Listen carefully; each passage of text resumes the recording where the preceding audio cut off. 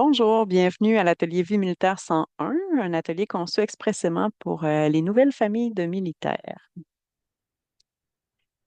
Donc, je me présente, Catherine Sévigny, je travaille au Centre de ressources aux familles des militaires de la région de Montréal comme agente à la promotion des services. Donc, ce qu'on fait dans mon secteur, c'est vraiment s'occuper de l'accueil puis du soutien là, pour la transition de la vie civile au mode de vie militaire. On s'occupe de faire des présentations aux familles et aux candidats lors des présentations d'instrumentation que vous nous avez peut-être croisées ou des kiosques d'information comme sur les parades de graduation. On fait des appels de courtoisie également, surtout dans le début avec le cours de recrue où c'est plus intense, voir que vous avez toutes les ressources à votre disposition.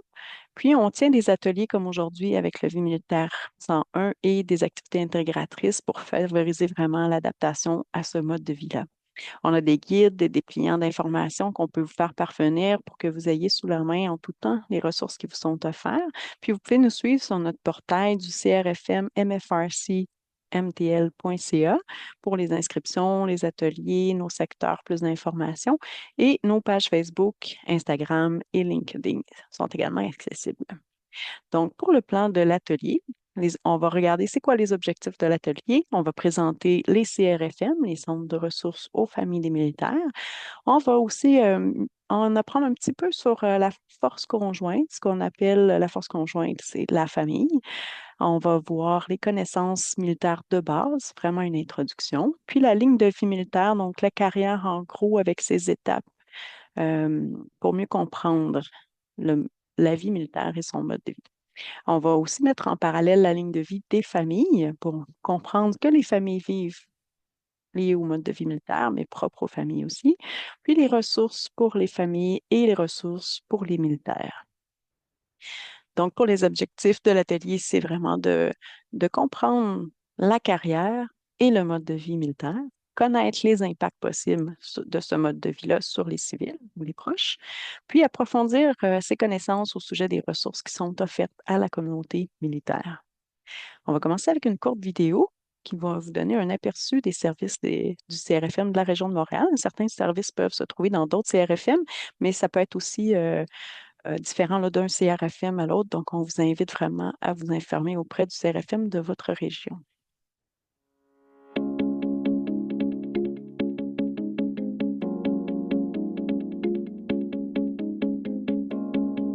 Nous, on a déménagé souvent avec les forces. Et à chaque fois qu'on déménage, le CRFM, c'est la première place où ce que je vais. On est arrivé ici en 2014 en provenance de Québec. C'était notre premier transfert ici. Donc, en quittant la famille, c'était important de venir se chercher un réseau d'entraide. La première fois où je suis arrivée ici, ce que j'ai fait, c'est venir au café rencontre du CRFM. Je me suis mis à rencontrer plein de monde. J'ai eu beaucoup d'informations sur les services qui étaient offerts. Puis, je me suis mis à faire beaucoup de bénévolat, ce que j'ai fait énormément dans la dernière année.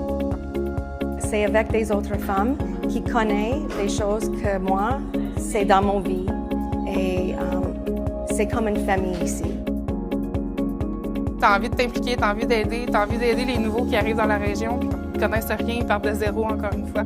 T'as le goût de les inclure, puis tu fais, regarde, on vit toute la même chose, ça va bien se passer.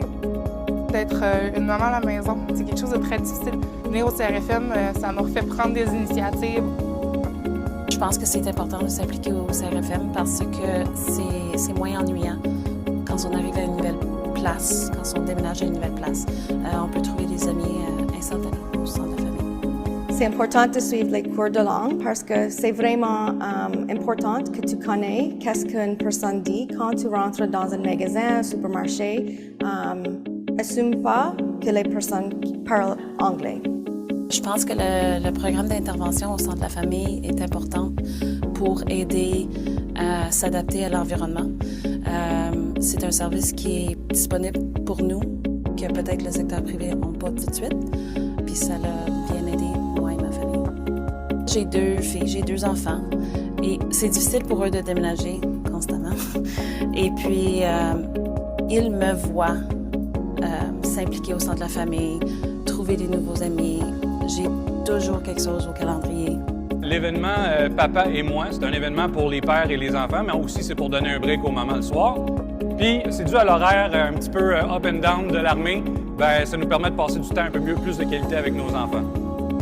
C'est pour tisser des liens plus serrés, faire vivre des événements mémorables à nos enfants, puis faire des beaux souvenirs. On a la fête d'accueil au mois d'août, on a le party d'Halloween, on a le brunch de Noël, on a les événements aussi qui sont plus au niveau des conjointes, les coffee nights, on a des fois des soirées de filles au restaurant. Juste des sorties justement pour sortir de la routine, sortir de la maison, sortir de chez nous. Je pense juste que c'est très important de vraiment venir au sein de la famille. Restez pas à la maison tout seul. Il y a toujours quelqu'un ici pour écouter et être ami.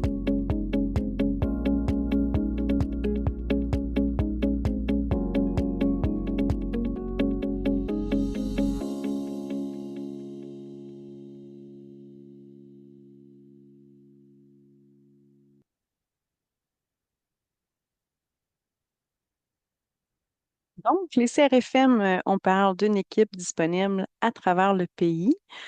Il y a des CRFM à peu près sur toutes les bases militaires au Canada, dans certaines localités qui entourent les bases militaires également, puis des fois à l'étranger, on peut même avoir des services. Le service du Centre de ressources aux familles des militaires de la région de Montréal a 4 points de service. Donc, on a un point à Saint-Hubert, un autre à Saint-Jean-sur-le-Richelieu, un autre à Longue-Pointe, puis un bureau satellite en Estrie. Donc, c'est des services qui s'exportent maintenant en virtuel également. La force conjointe, la famille. Donc, quand on parle de la force conjointe, ce qu'on veut exprimer à travers ça, c'est vraiment la reconnaissance du dévouement puis du sacrifice que les familles font. Du fait d'avoir un membre militaire qui sacrifie potentiellement jusqu'à sa vie. Donc, il y a beaucoup de choses qui sont propres au monde militaire au niveau de la sécurité et de l'urgence, mais des déplacements aussi. Puis les familles suivent ce mode-là, ça a des impacts, donc on reconnaît encore là leur service lors de l'absence de leurs proches, par exemple. Donc, c'est vraiment l'engagement moral des Forces armées canadiennes envers les familles pour reconnaître leur contribution à la réussite des opérations, puis en même temps, vouloir offrir des services pour rendre ce mode de vie-là plus équitable comme famille, que notre famille puisse ressembler à d'autres familles malgré les aléas d'être déplacé ou de vivre l'absence, atténuer le plus possible ces impacts-là. Donc, il y a différentes composantes familiales et on veut répondre à toutes les familles, que ce soit des couples, que ce soit des parents monoparentaux. On s'adapte là, à toutes les situations. Au niveau des familles, on considère les familles de militaires, c'est les membres de la personne militaire. Ça peut être un parent qui est à charge, ça peut être un enfant, ça peut être un conjoint. Donc, c'est les membres de la famille qui sont à la charge du conjoint généralement. Quand on est membre, c'est vraiment membre de la communauté à vie. Donc, quand le membre rentre dans les forces, les familles ont des services, mais même quand il en sort, on a des services pour les gens à la libération. Les connaissances militaires de base, donc, on y va avec les éléments. Il y a 3 grands éléments dans les forces armées canadiennes. Vous allez reconnaître l'armée canadienne. Donc, l'armée s'occupe vraiment de la défense terrestre du territoire canadien, puis appuie les intérêts étrangers des Canadiens à l'étranger. Donc, la Marine royale, c'est la protection et le maintien de la souveraineté des côtes canadiennes. Sa contribution à la sécurité mondiale est plus. L'aviation royale, c'est la surveillance, la défense, le transport aérien depuis des intérêts canadiens à l'étranger. Ensuite, on a les types de militaires. On a les militaires du rang, puis les officiers. On va voir c'est quoi ces 2 grandes catégories-là. Les militaires du rang, on va les appeler des recrues à l'entrée. Ça va être leur grade. Ensuite de ça, il va y avoir une hiérarchie de grades. Ils sont généralement considérés comme les premiers grades d'entrée, inférieurs aux officiers. Donc, les grades supérieurs aux militaires du rang, ça va être les grades des officiers. Les officiers, de leur côté, à l'entrée, on va les appeler des élèves officiers. Au niveau de l'instruction, ça va se ressembler. Le militaire du rang, les deux vont faire une qualification militaire de base avec un cours de métier qui va être exigé. Par contre, pour l'entrée, le militaire du rang n'aura pas besoin d'études universitaires, contrairement aux officiers qui ont besoin d'avoir des études universitaires et une formation en leadership. Au niveau des rôles, les militaires du rang, on va souvent les voir plus dans l'exécution, les opérations directes, alors que les officiers vont être plus dans le commandement, les positions de leadership, planification, organisation. Au niveau des types de forces, on a deux grandes forces au sein de la défense. Donc, il y a les forces régulières et les forces de réserve. La force régulière, c'est approximativement 68 000 militaires, alors que la force de réserve, c'est 27 000 militaires. Les réguliers, on parle plus d'une carrière à temps plein, alors que la réserve, ça va être volontaire et à temps partiel. L'horaire des réguliers va être un horaire plutôt typique, 8 heures par jour, généralement les jours de semaine, mais ça peut arriver aussi soir et week-end quand il y a des exercices. Mais en général, ils ont leur soir et leur week-end de libre. Au niveau de la réserve, il va y avoir trois types de services, le classe A, le classe B et le classe C. La majorité des réservistes vont être en classe A à temps partiel, donc ils vont travailler les mardis soirs et une fin de semaine par mois ou une journée par semaine. Ça va être variable selon les métiers et les tâches, mais c'est vraiment à temps partiel. Ils pourraient aussi servir en classe B, donc ça va être surtout pour les tâches et l'instruction. Ça va être un contrat d'une date à une autre et un contrat plein. Ils vont être un peu comme à temps plein à ce moment. Le classe C, mais là, c'est vraiment du temps plein, mais pour des opérations. Donc, quand il y a un certain niveau de risque d'émission, ça peut être oplentus, comme les inondations ici. On va appeler ça des opérations domestiques, mais ça peut être aussi des missions expéditionnaires à l'étranger. À ce moment-là, ils vont être traités exactement là, comme les réguliers au niveau du salaire, des primes, etc. Dans les deux cas, on a les trois éléments, donc l'armée, la marine, l'aviation. Puis les grades, il y a 19 grades dans tous les cas, là, que ce soit la régulière ou la réserve pour les officiers et les militaires du rang. Dans la force régulière aussi, on va voir que c'est un service qui est à contrat d'une durée déterminée. La libération va être à la fin du contrat ou pour libération médicale. Du côté de la réserve, il n'y a aucun engagement minimum. On doit faire la formation de base là, dans les 2 premières années, puis après ça, on va faire les formations de métier, mais on peut quitter en tout temps. La réinstallation, ça va affecter davantage la force régulière. Quand on parle de réinstallation, il y a d'autres mots qui peuvent être utilisés parfois comme la mutation.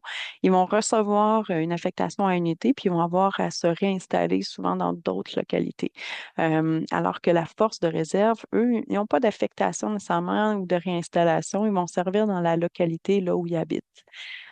Pour les déploiements, même chose, ça va être domestique ou international dans les deux cas, mais la régulière, ça va être plus, on va appeler ça des montées en puissance, puis ça va se promener à travers le pays par, en gros, des régimes de 3 ans, si on veut.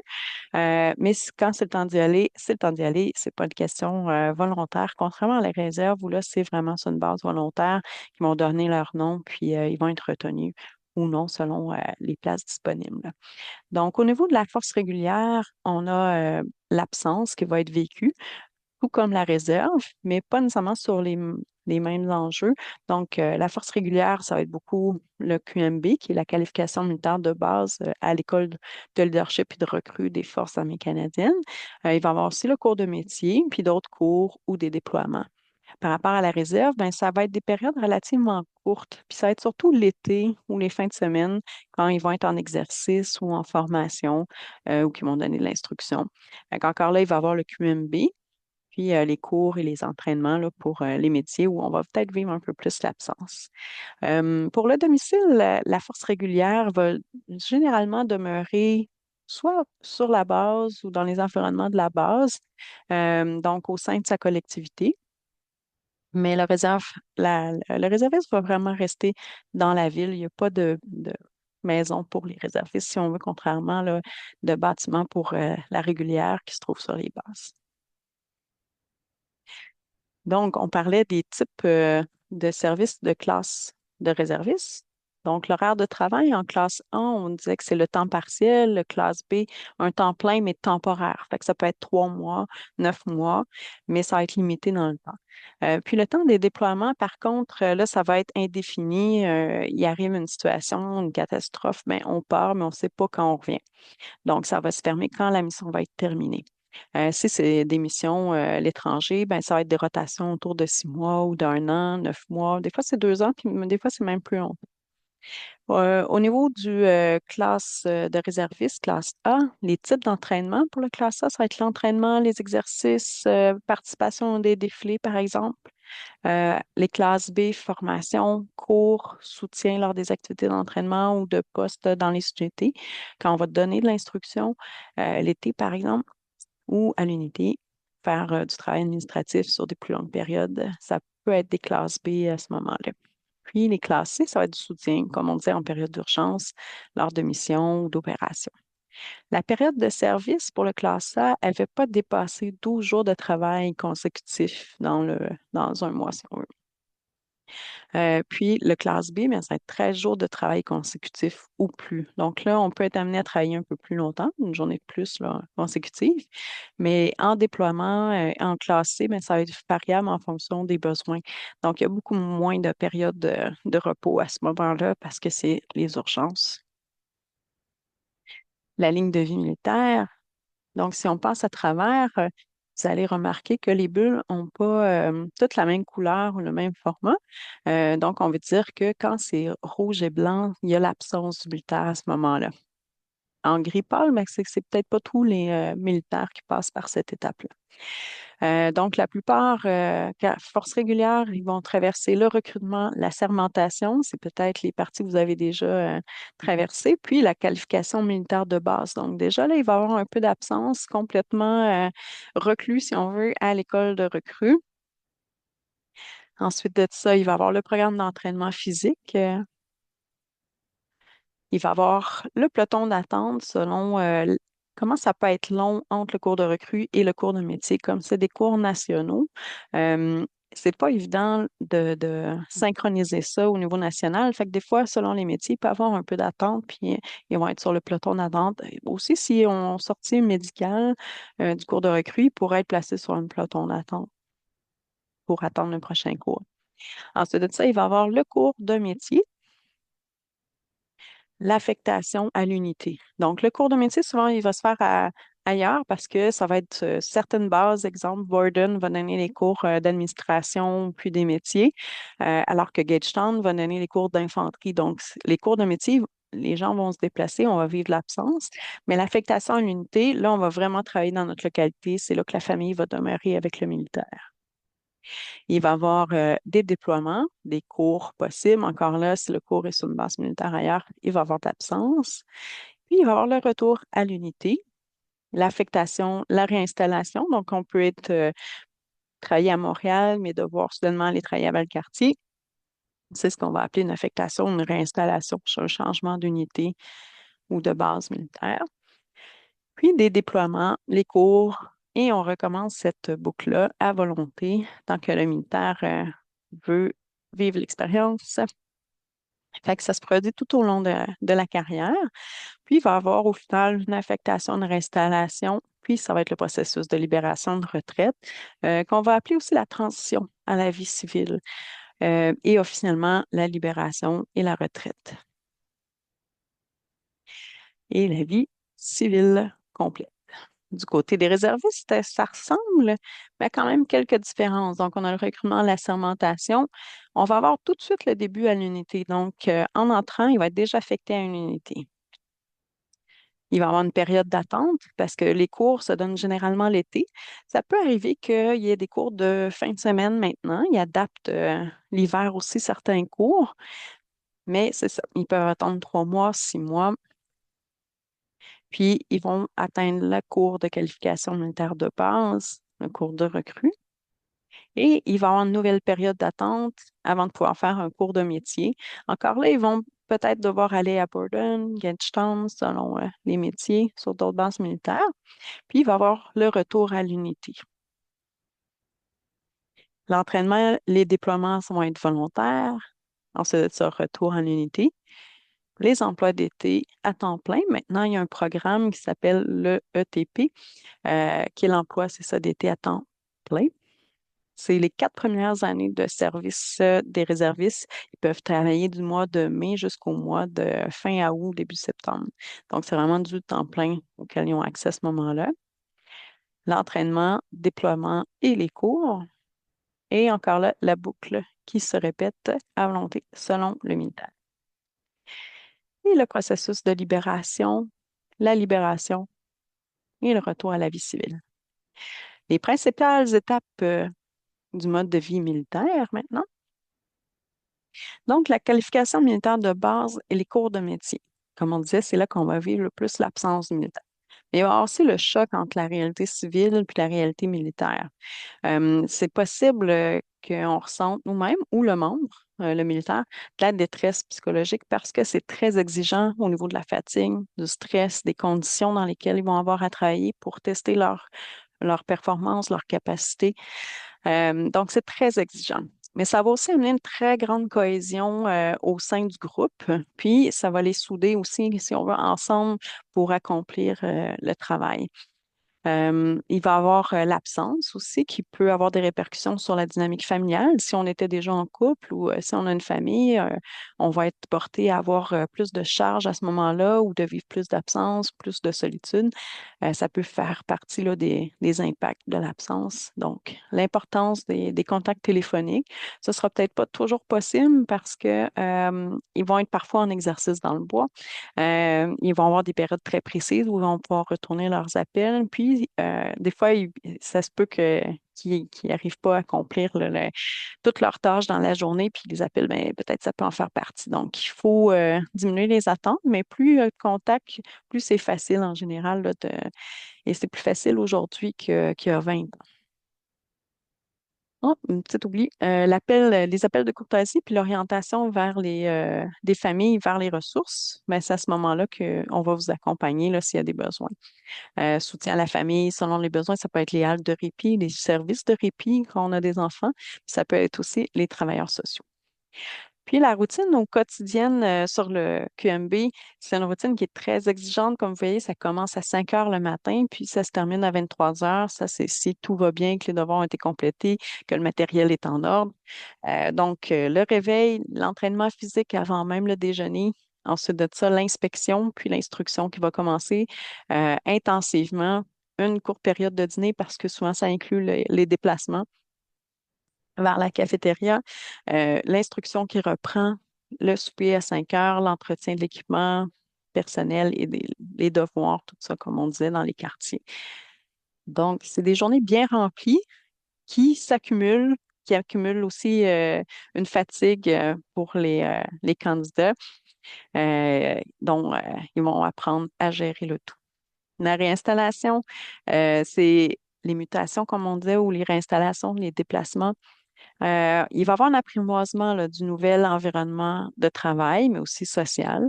Il va y avoir la recherche de domicile, puis des fois, c'est des restrictions imposées, les ARI qu'on va appeler. À ce moment-là, la famille va demeurer dans la localité où ils sont, mais c'est le membre militaire qui va être affecté ailleurs, puis la semaine, il va travailler dans une autre localité, puis il va revenir le week-end. Fait que c'est différentes façons là, de vivre les contrats comme ça, les réinstallations. Le réseau social il est à construire parce qu'il y a une perte là, de ressources à ce moment-là en étant désinstallé. Il va y avoir la nouvelle langue, la nouvelle culture, le système de santé, les services sociaux qui ne sont pas les mêmes, le système scolaire. Il va y avoir la recherche d'emploi, puis l'équivalence des acquis. Donc, on va être là pour vous accompagner à travers ces défis-là d'une province à l'autre quand ça implique un changement de province, c'est là qu'il y a plus d'impact aussi. Soutien à la préparation puis à l'intégration des familles, donc la trousse d'accueil, l'halte garderie, les services de garde temporaire, services d'employabilité et d'éducation, c'est toutes les choses avec lesquelles on va pouvoir apporter du soutien. Les déploiements et l'absence. Donc, les déploiements ou les cours, c'est là qu'on voit l'absence. Possibilité d'inquiétude, de prise en charge de tous les aspects de la vie familiale par le plus proche parent.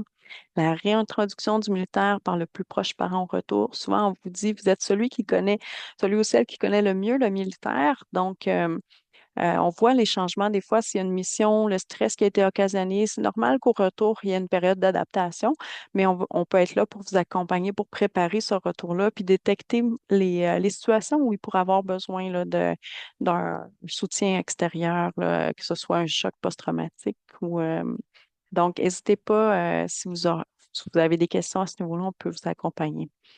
Le soutien avant, pendant et après, donc les appels de courtoisie qui vont se faire avant le déploiement, pendant et après. On va apporter le support moral avec les travailleurs sociaux, les éducatrices spécialisées aussi qui vont être là pour les enfants, puis les services de garde et de répit. Donc, plusieurs services en place pour soulager cette période.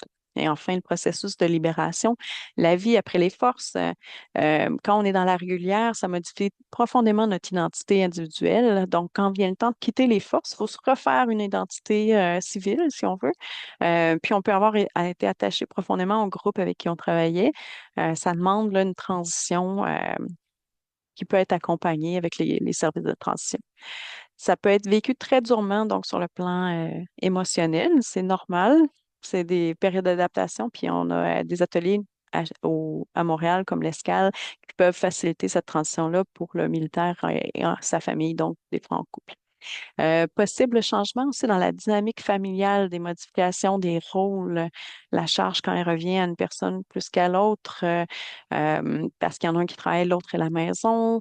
Ben, on va tout redéfaire cette dynamique-là. Les deux vont être à la maison. Comment on se réadapte dans ce contexte-là? Transition aussi réussie, elle est favorisée quand il y a l'implication de la famille qui est au courant de ce processus-là. Ça va faciliter le tout. Donc, il y a les services aux familles des membres libérants pour les raisons médicales ou tout simplement la libération, le programme pour les familles des vétérans qui est là pour accompagner à la sortie.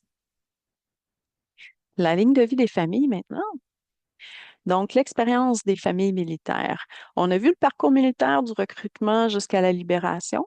Les principaux défis les plus courants qui sont liés au mode de vie militaire, donc si on les voit ici en pyramide à l'inversé en haut, on a la réinstallation en raison des affectations.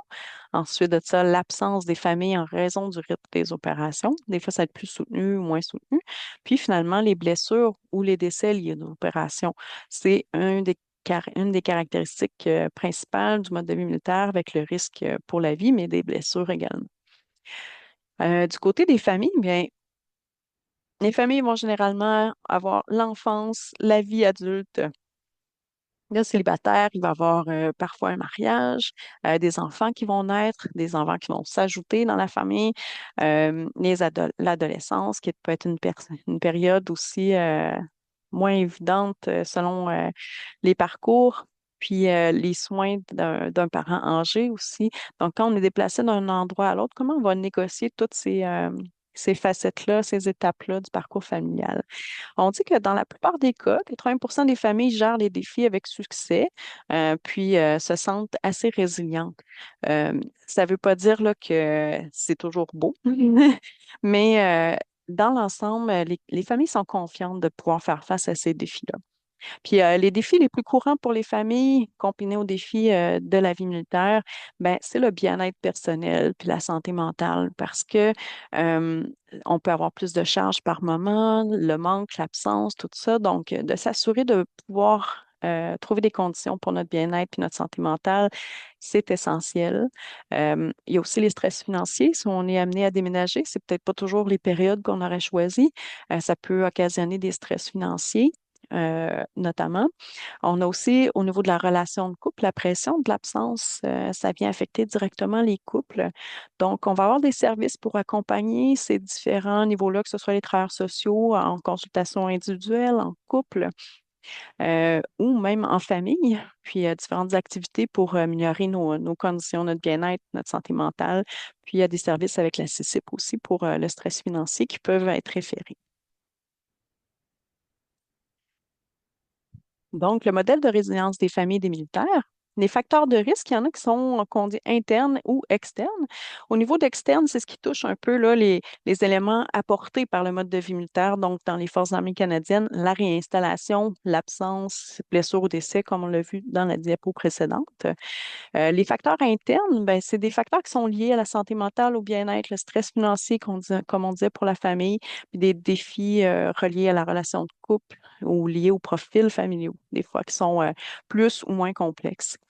Dans les facteurs de protection, ce qu'on va voir, c'est les facteurs de protection externes. Donc, pour aider à contrer les facteurs de risque externes, il va y avoir des facteurs de protection pour la résilience des familles qui peuvent être renforcés directement par une culture des forces, une culture du service qui est favorable aux familles, des services provinciaux qui sont adaptés aux besoins des militaires, puis une disponibilité d'un soutien communautaire. C'est là qu'entrent en jeu les centres de ressources aux familles des militaires particulièrement. Quand ces facteurs de protection-là externes existent, les familles connaissent des services connaissent les services auxquels ils peuvent accéder, puis ces services-là sont harmonisés pour répondre aux besoins puis à leur situation propre. Donc, ils sont outillés pour réclamer les services dont ils ont besoin. Au niveau des facteurs de protection interne, il y a les 8 déterminants de la santé et du bien-être. On peut voir avec vous les 6 facteurs qui vont influencer la résilience familiale aussi, puis les atouts liés aux profils familiaux. Donc, les facteurs de résilience des familles, on a ici là, les 8. L'harmonisation du système de croyances des familles, on va pouvoir travailler là-dessus. Le développement des modèles organisationnels familiaux, comment on peut s'organiser pour que ça fonctionne mieux. La mise en place de processus familiaux de communication, de résolution de problèmes qui sont efficaces quand on a peu de temps, quand il y a beaucoup de stress, comment on résout nos problèmes. Soutien à la santé physique, psychologique de chaque membre de la famille. Euh, de voir que cette famille-là, les gens sont interreliés, puis il va y avoir de l'impact les uns sur les autres dans leur dynamique si chacun travaille au bien-être. Le ralliement aussi du système de soutien de la famille, euh, puis le maintien des attentes, puis des délimitations, que ce soit clair, que ce soit réaliste. Ensuite de ça, les ressources pour les familles. Donc, si on pense à travers les secteurs du CRFM comme de Montréal, on va avoir vraiment tout un secteur prévention, soutien, intervention avec nos travailleurs sociaux. On va avoir le soutien au déploiement et aux absences. Encore là, c'est les travailleurs sociaux qui vont s'occuper du secteur absence et déploiement. On va avoir le soutien des éducatrices spécialisées et des travailleurs sociaux pour la famille et les enfants. On va avoir aussi des programmes jeunesse un peu comme des maisons de jeunes. Il va y avoir des lieux des fois pour pouvoir regrouper les jeunes, des livres, des fois d'éveil à la lecture, francisation, anglicisation, différents programmes pour supporter les jeunes dans leur réseau aussi d'une base militaire à l'autre quand ils sont déplacés, de pouvoir maintenir des liens. Ça peut être intéressant avec notamment, on a des applications web qui peuvent servir là, à maintenir le contact. C'est bénéfique pour eux. Donc, la halte garderie, les services de répit pour le 0-5 ans, c'est des services qui peuvent être d'urgence, si on veut, planifiés. C'est pas en continu, mais c'est vraiment ponctuellement, ça peut vraiment venir soulager les familles. Donc, il y a l'accueil et l'intégration des familles pour se sentir bien accueillis dans une communauté, créer des liens. Ça peut être à travers le bénévolat, par exemple. Il va y avoir des aides à la recherche d'emploi. On a un secteur pour ça, avec des cours de langue, puis tout un programme pour les conjoints, conjointes de militaires pour favoriser leur employabilité au niveau de la fonction publique fédérale. Il y a des programmes, donc on est là pour vous les faire connaître puis vous supporter dans ces cheminements-là. Il y a les événements communautaires aussi. On le nommait dans la vidéo, ça peut être un brunch dans le temps de Noël, ça peut être les fêtes d'accueil sur les bases militaires. Puis l'aide à la recherche de services de santé qui ne sont pas les mêmes d'une province à l'autre. On n'a pas de bagage magique, il n'y a pas de miracle, mais on peut aiguiller au moins pour mieux connaître le système là, à chaque endroit, comment ça se passe. Puis pour l'éducation, on pourrait faire le même parallèle. J'ai mis en haut une ressource, c'est Ma Voix. Je vais vous montrer un site tantôt, puis vous pourrez vous joindre à ce groupe-là. C'est le service aux familles vraiment qui veut connaître c'est quoi vos besoins pour pouvoir ajuster les services. Donc, c'est le temps de vous en faire entendre sur ce groupe Facebook-là, qui est vraiment créé pour les familles des militaires. les ressources pour les militaires maintenant parce que des fois, des fois, on va avoir les réponses pour vous, des fois, on les aura pas, puis on va vous référer au militaire qui, lui, va pouvoir aller chercher les ressources auprès de ce qu'on va appeler la salle des rapports, donc qui s'occupe de l'administration pour le militaire, puis d'offrir les ressources notamment. Donc, j'ai mis ici, vous avez le centre de ressources pour les familles des militaires, c'est bon pour les civils, mais c'est bon pour les militaires aussi qui ont des enfants, par exemple, qui veulent utiliser les ressources. Puis, une des lignes qui est importante à trouver là, facilement sur Internet, c'est la ligne Info Famille, parce que ça, c'est une ligne 24 heures sur 24, 7 jours sur 7. Euh, c'est des services d'urgence spécialisés, donc s'il y a une crise, s'il y a quoi que ce soit, ils sont là pour vous accompagner. Donc, n'hésitez pas. Ils vont vous référer après ça à d'autres ressources là, pour du soutien à plus long terme, à votre CRFM ou autre. Puis, vous avez aussi les services d'aumônerie ou de padré. Les militaires vont se référer à eux parfois, c'est un peu, ou les travailleurs sociaux. Puis des fois, ben, ils vont venir vers vous aussi pour vous supporter, là. Fait que, il peut y avoir des communications vers les familles aussi. Il va y avoir les services de sentinelle ou les pères aidants. Donc, les militaires, certains militaires sont formés pour détecter qui va ou va pas autour d'eux, puis pouvoir référer les ressources rapidement. Donc, ça, c'est vraiment au sein des militaires eux-mêmes. Et il y a le programme d'aide aux membres des Forces armées canadiennes. C'est un programme d'aide aux employés, si on veut, qui offre des services de consultation. Donc, ne pas hésiter à aller chercher ces données-là. Vous avez aussi les commis à gestion de la carrière. Donc, c'est les gens qui sont dans les salles des rapports ou la chaîne de commandement du militaire qui va pouvoir répondre à leurs questions par rapport à la carrière. Les cliniques médicales sur la base, qui vont être une ressource en santé pour eux, puis les services religieux ou les espaces de prière. Je vous ai mis ici les ressources de soutien regroupées de CCPC, qui est du côté militaire. Donc, ils ont toutes regroupé les services offerts aux militaires. Vous allez pouvoir aller voir en scannant le code ici. Puis, si vous avez des questions au sujet des assurances, donc il y a un lien ici pour la communauté. Je vais vous montrer aussi là, où aller chercher les informations par la suite avec les liens. Puis, ben, restons en contact. Donc, vous avez ici les liens pour les sites que je vais aller vous montrer dans un instant, sbmfc.ca. Puis après ça, on choisit notre communauté, les pages de médias sociaux. Et pour nous contacter pour le CRFM de la région de Montréal, c'est le numéro ici, c'est à Saint-Jean. Puis la ligne d'information pour les familles que vous pouvez consulter en tout temps. Donc, je vous amène dans un instant. Des fois, il faut juste replacer. Voilà, on y est. Donc, SBMFC, les services pour les familles. On sélectionne ici la communauté. On va dire qu'on est de la région de Montréal. Et là, on va avoir accès à tout ce qui est pour la région de Montréal. Donc, vous allez voir ici, bienvenue dans la région de Montréal, les centres de ressources pour les familles des militaires. Dans votre communauté, qu'est-ce que vous allez trouver? Le journal de la base, les bénévolats que vous pouvez faire, le guide de la communauté militaire dans lequel vous allez trouver plusieurs coordonnées. La programmation aussi qui va être disponible pour vous, les conseils du mois de nos travailleurs sociaux et éducateurs spécialisés, nos rapports annuels. Vous allez aussi avoir les événements, les activités, l'installation, les boutiques, tous les endroits où on peut aller chercher là, certaines, des fois des prêts d'équipements sportifs ou euh, et les achats, donc le Canex, qui est comme une petite boutique sur à peu près toutes les bases militaires. Et les services de soutien, vous les avez ici. On voit le centre de ressources aux familles des militaires, les enfants, les ados, la réinstallation, ligne d'information pour les familles. Donc, tout se trouve là, même la libération, les services santé bien-être et nos troupes. Vous avez le secteur conditionnement physique également, sport et loisirs. Puis tout ce qui est finance et assurance, ça se trouve ici. Puis n'hésitez pas à aller prendre la carte CF1 qu'on appelle, qui est avec le numéro de service du membre militaire. Vous allez être capable d'obtenir cette carte-là qui vous donne des rabais dans plusieurs chaînes d'hôtels, location de voitures, quand vient le temps de la réinstallation. Puis n'hésitez pas, c'est des bénéfices propres au service, là, pour le service des membres militaires. Alors, je vous amène maintenant sur notre portail à nous de la région de Montréal. On voit ici qu'on a Saint-Hubert-Saint-Jean.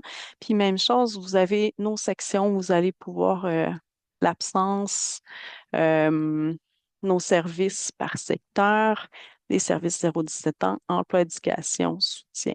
Si vous cherchez des activités, ça va être plus facile de passer par le calendrier, puis vous allez voir ce qui est disponible à ce moment-là. Et vous avez toujours la page Facebook. Ça, c'est la mienne pour la région de Sherbrooke, où je vais sortir là, ce qui est plus pertinent pour la région ici. Soit on va être très fiers des assermentations, les cours de recrue, les fêtes familiales qu'il va y avoir. Puis vous allez avoir aussi le CRFM de la région de Montréal. Je l'ai tout juste ici. Donc, toujours à la une des fêtes, des programmations. Donc, n'hésitez pas, vous allez suivre nos campagnes, nos activités, les concerts même, les musiques militaires. Tout ça se trouve ici pour vous. Donc, ça fait le tour pour moi pas mal. Je dirais que ça a été un plaisir de faire le tour des services. J'espère que vous avez appris. N'hésitez pas, il n'y a pas de petites questions. On est là spécialisé pour vous. Ça a été créé par et pour les conjointes de militaires, incluant là, les parents, comme on disait, les enfants. Donc, n'hésitez pas. On est là. Au revoir.